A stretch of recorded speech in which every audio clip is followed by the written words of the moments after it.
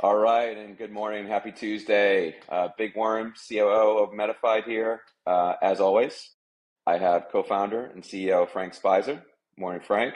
Morning. I also have co-founder and CBDO Matt Cross. Yeah, morning, Matt.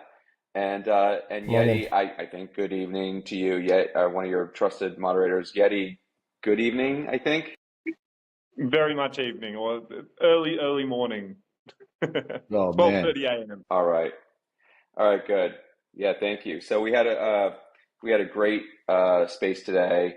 We talked about a lot of things. We talked about sort of the history of Web 1 and Web 2, and Frank and I being sort of from the 1900s, we're able to talk about that. Talked about a lot of excitement in the market around stablecoins. So a lot of stuff to cover today. But Frank, why don't you get us started? What are your thoughts about the space today? Great space today. I think the key takeaways from today were Bitcoin is starting to become more mainstream. There's a bunch of different ways for people to acquire it.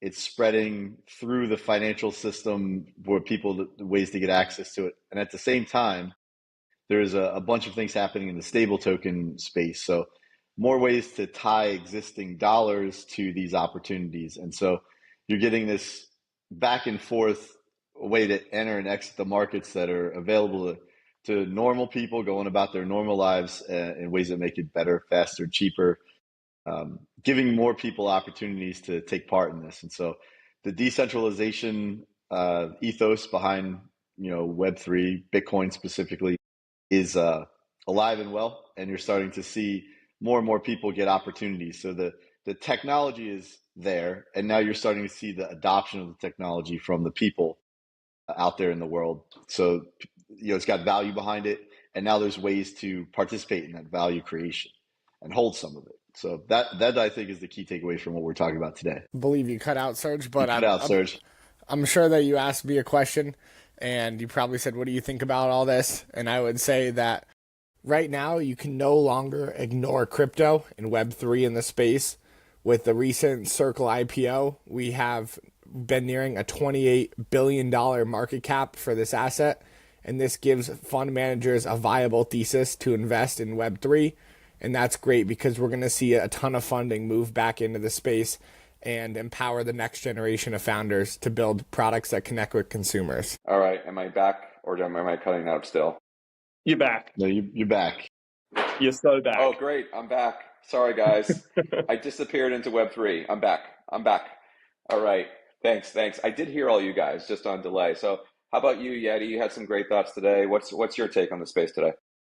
So I found it really interesting that the company Metaplanet, when they even just announcing the fact that they were going to try and acquire the Bitcoin, their share price went up like 20%. They haven't even secured that funding yet.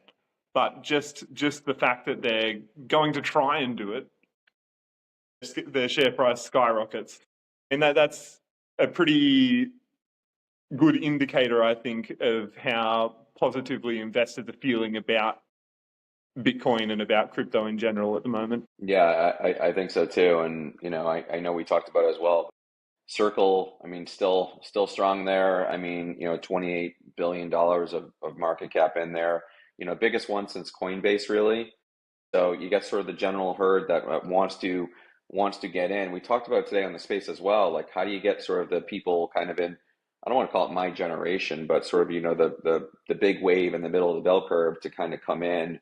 So really mainstream investment, and we're seeing that's a big one. So canary in the coal mine once again. So incredible space today. Frank, thanks for leading it. Matt, Yeti, incredible today. And we'll see you guys on Thursday. Cheers. Take care, guys. Yeah, Peace. Bye.